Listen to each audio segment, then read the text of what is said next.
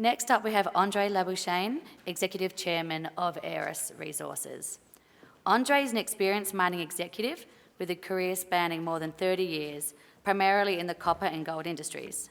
He has held various executive roles in South Africa, PNG, Fiji, and Australia for a number of leading mining companies, including Emperor Gold Mines, DRD Gold, Anglo Gold Ashanti, and Norton Goldfields. Thank you, Andre. Thank you very much, everyone. And it's nice to not be on a Zoom call for this and be in person. It's really nice to see everyone around, and thank you for the invite. I guess just take a step back on Aeris. As a new management team, we became involved about 9 years ago in the business. We inherited 2 operating mines, both losing money and 140 million euros in debt.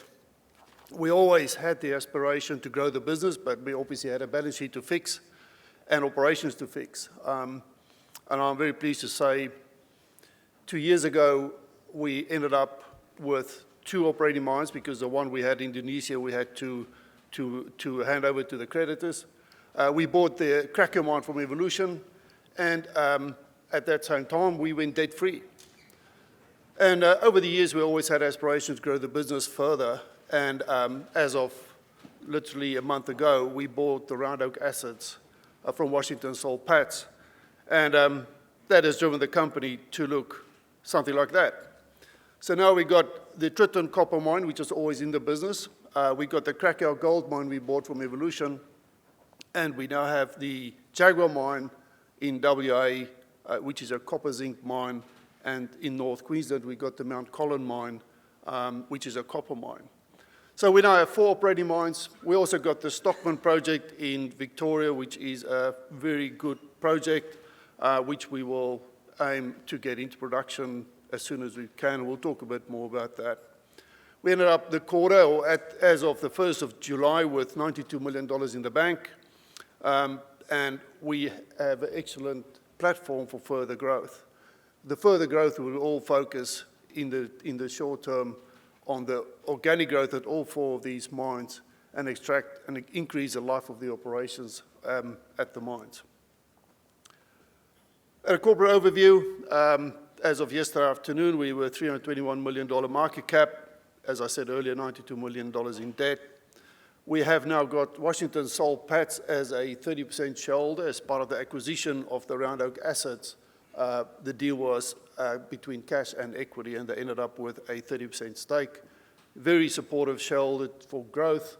Looking forward to go on the journey with us to extract full value out of the operations we have in place.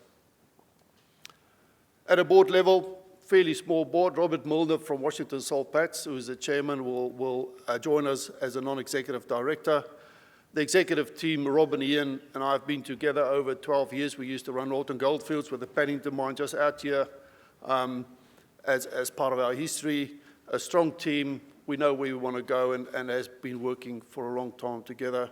And when we bought Krakow, we realized that we can't do HR on your own. We need someone who can really get focused on looking after our people, which is now 1,000 workforce of 1,000 people.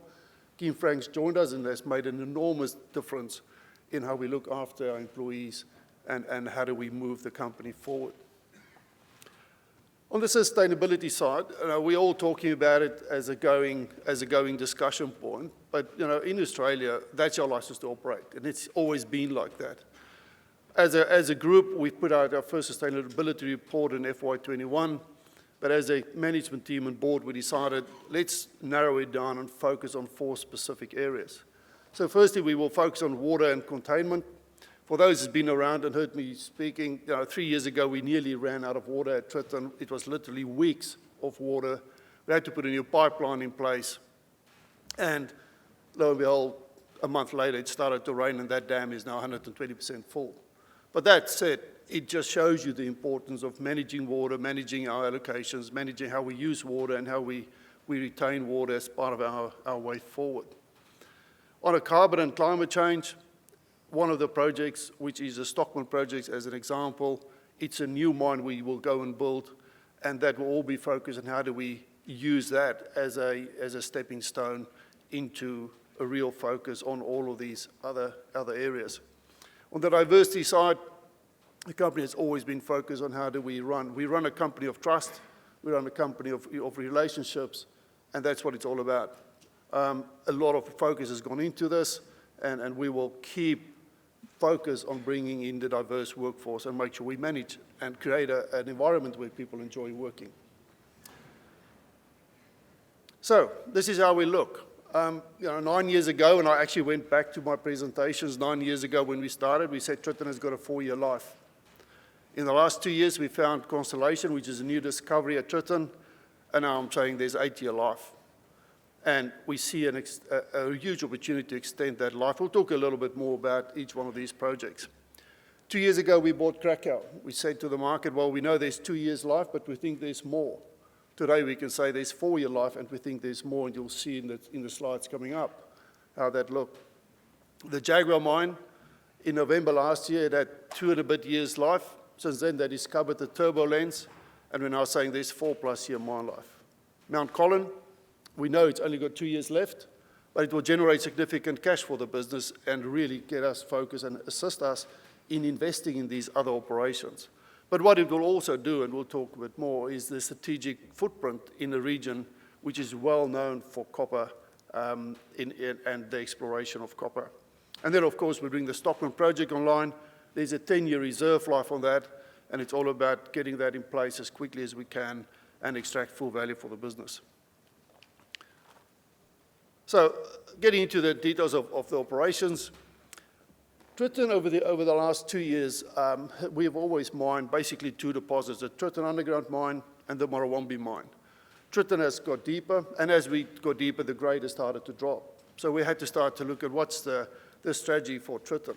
It's all about how do we get better quality grade into production. And as we found the Constellation Deposit, which would be a 8 to 10 million ton ore body at around 2%, bringing that into production and getting new mines into production at better grades, and we'll be mining at the Tritton underground mine, we'll see a production profile within the next 2 to 3 years to up to 30,000 tons of copper. So the model at Tritton is changing to a hub and spoke type model, and you'll see on this next slide, that's basically how it's going to work. So Tritton, at depth, we're dropping the tons, we're picking up the grade, so we're targeting high grade only. But at the same time, we have just started the stoping of the Budgerigar deposit. So as an example, we will mine 1.2% copper out of Tritton at depth. Now the Budgerigar deposit comes in at 1.7, 1.8, 1.9% copper. The Avoca Tank deposit, we're busy developing into that deposit. We only got about a third left. The grades in there is 2.6% copper with really good gold grades. So it's all about displacing low grade with better quality tons, which will see that production profile picking up as we move forward. And then these deposits all continues at depth. So 4 years ago, we started the Murrawambi underground mine with an aim that it's probably be 3 or 4 years mine life. Every time we drill it at depth, we found more. So last year we decided we want to bring in the Murrawambi open pit mine to start to displace Murrawambi underground, but lo and behold, the drilling last 12 months has shown that it extends, so we've pushed the open pit back, and we've seen some extensions at the Murrawambi underground mine.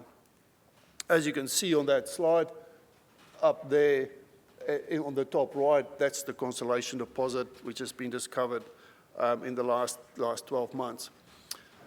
So that's how it's currently looking. It's about 45 kilometers north of Tritton. It's got a maiden resource, basically the open cut resource, currently around 3 million tons at 1.4%, with some really significant high grades in there as well. So the aim for us is to start this off as an open pit mine before you go underground. And you can see there some of those results we had in the latest drilling, some really good gold grades, some good copper grades. And the aim now for us is to bring a resource update within the next 2 weeks, which will start to look at the underground resource. And obviously we need to do more drilling. As you can see there, those EM plates just show that it continues like all the other ore bodies we have at Tritton. And we need to do more drilling on that. But it comes a point where you say, let's get this into production. So this has been fast-tracked to get it into production within the next 2 years to achieve that 30,000 ton copper output for Tritton. Moving on to Krakow. So Krakow is northwest of Brisbane, about 5-hour drive. It's a mine we bought from Evolution. It's about 600,000 tonnes. Very good, very well looked after asset. The plant is in very good condition. The underground mine has been mining really well. The aim there is we're currently mining in some of the old peripheral areas because it used to be very high grade. We're now moving to how do we get out of those mining, those stopes into new primary stopes. We're moving into Rosa's Pride, which is another deposit. And then as part of the exploration, there's a deposit called Golden Plateau, which has been mined before and has already mined 850,000 ounces. But when we started drilling in there the last 6 months, we were chasing only that one structure. But since then found that they got these cross-cut structures, which where they intersect is normally a lot higher grade. So the deposit has potentially go from mining one area to mining 5 areas. And we will aim to get a resource update out on that in the first half FY23. It's really, that's just the nature of the Krakow ore body. It's never had more than 3-year mine life or reserve life since it started. But as long as you explore and you keep your focus, you'll see the continuation. And this Golden Plateau deposit is potentially significant bigger than what we thought when we drilled the first hole into this deposit. Looking at Jaguar, so that's the new acquisition with Washington Salt Pats. Similar size plant than Krakow, also about 600,000. Currently, we got a 4-year life on it. Very good looking asset. I was there a couple of weeks ago. Well looked after asset. Washington Salt Pats around Oak has invested, especially in the last 12 months, restarted some of the exploration initiatives. But well set up mine, plants looking good condition. And really the extension for Jaguar is going to come from, you can see there, that's the old Bentley mine. And as it got deeper, they keep on extending. So in November, as I said, before they started to do drilling on Turbo, they only had in the resource reserve about two and a bit years left. With the Turbo deposit now, and you see some of the results we released last week, some really good spectacular zinc and copper results coming out of that. And as we drill it, it has extended and it has grown through the drilling. And then that small Java deposit, which you see, or Java Deeps, that is really good grades at 2.1% copper and 60% zinc. More work needs to be done. That's only the first hole. So this deposit is one of those. You need to drill it and continue. But also, they got significant exploration ground. And we will start to look at the greenfields exploration and how we extract further value out of the greenfields exploration. Moving on to North Queensland, we've got the Mount Colin mine. It's a very simple model. There's an office, there's a camp. We're using Barminco to do the underground mining, and then we truck it up a road, either to Ernest Henry or to Mount Isa. It's been mined for at least 2 years. It's got a 2-year life. No capital to be spent. The capital development is in. It's now about harvesting cash, and in the next 2 years, it will generate significant cash for the business. And in a portfolio where you've got 4 assets and investing your capital appropriately across your assets, this will give us a lot of scope to ensure that we look at how do we grow that area. But in the same breath, we also got the, let that go. Yeah, there you go. So we also got the Barbara deposit, which has been mined as an open pit. As you can see on the slide on the right, it does extend at depth. That's about 40 to 60 kilometers away from Mount Colin. So the aim is you pick up infrastructure, you take the contract, and you go and start up the Barbara deposit. So in the next month, we will update the scoping study to make sure that it makes sense. Drilling is to be started in the next few weeks to drill that out further and then bring that into the pipeline on how do we develop North Queensland. But we've always said you need to get a strategic footprint in North Queensland around the Mount Isa region to really participate in growth and growth opportunities. So with the model we have, I think it's a model which we can take around to some of the other operators or explorers around and see how we can build a business in North Queensland for the long term. And that's one of the aims of the new business development team to actually go and work that up. A little about Stockman. It's a brownfield site. There has been a mine before, so there is already a tailings dam. We do have already approved the mining lease. We got the infrastructure approval to use the old tailings dam. So the major approvals are in place. It is a project with good grades. It's got a 10-year reserve life. Really for us, we kind of pull that feasibility study, which was done by the Round Oak team, apart. We have to build a 21st century mine in that region. It's a beautiful part of the world, and we understand that. But I think if we really dig into it and ensure that we to use best practice, use renewable energy wherever we can, and make that a very 21st century green mine would be the aim. So we currently aim to bring that to the board in the March quarter for approval, and then we'll kick it off. The aim, of course, is to bring that into production as soon as we can. So that's the current rough profile where we sort of will see you'll do about 30 to 35,000 tons of copper equivalent out of the mine, with a build-up to by 26, 27, you'll start to hit those targets. As I said, the main approvals in place, all the secondary approvals like water, biodiversity credits, road widening, all of those things are the different approvals we're now working through. The key for us is to create an environment where you can bring the local community with you. We will change the way of how we'll run it. At Tritton, for example, we basically just got the local workforce in the region working for us. This is the exact same example, in my view, where you can create a lot of excitement and a lot of new jobs in a region which will be looking for new work in the next 2 to 3 years. So I guess the future. We've come a long way in the last 3 years in terms of where we got to, but we now fully understand. The focus now is on the integration of the businesses for at least the next 6 months. It's about extracting the organic growth opportunity. Each one of these mines has got a specific opportunity to grow and extend the life. But as every speaker, I'm sure, has stood up here about price and costs. So a huge focus will go into cost management and the attraction and retention of people into the business. So in short, Tritton, it's all about getting out of the low grade, increasing the grade, and extending mine life. At Jaguar, it's about drilling Turbo out and bring that into a production plan.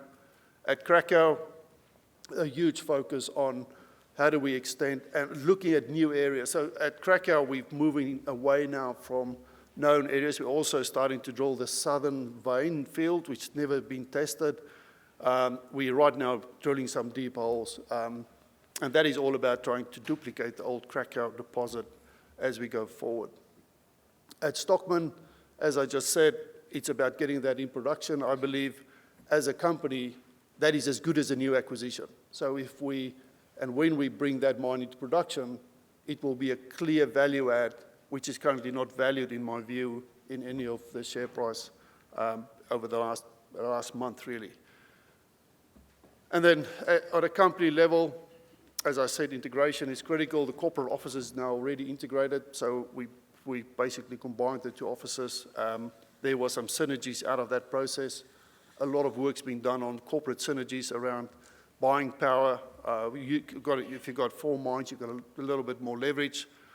And then as part of trying to work through the whole shortage of labor in the workforce is how do we move to a position where some centralized services is better placed in the Brisbane corporate office than out at the mines, and you save, instead of having, for example, 4 long-term planners, you might only have 2. Instead of running accounts payable at each mine, you run it from a central point. So a lot of that is now being worked on and being implemented.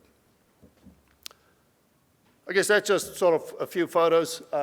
Mount Colin, that's the full footprint, very small footprint. Was an old open cut, now it's underground. The Jaguar mine, you can see the portal.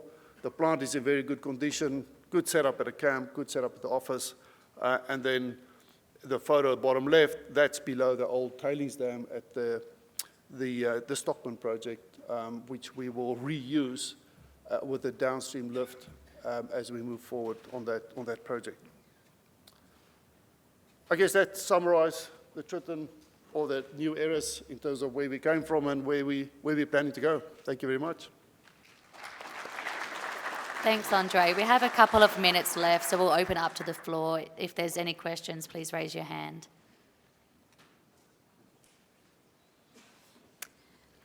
Otherwise, I have a question here. So, given depressed valuations we are currently seeing, is inorganic growth an option, or are you focused on your current operations and growing your resource base organically through your exploration?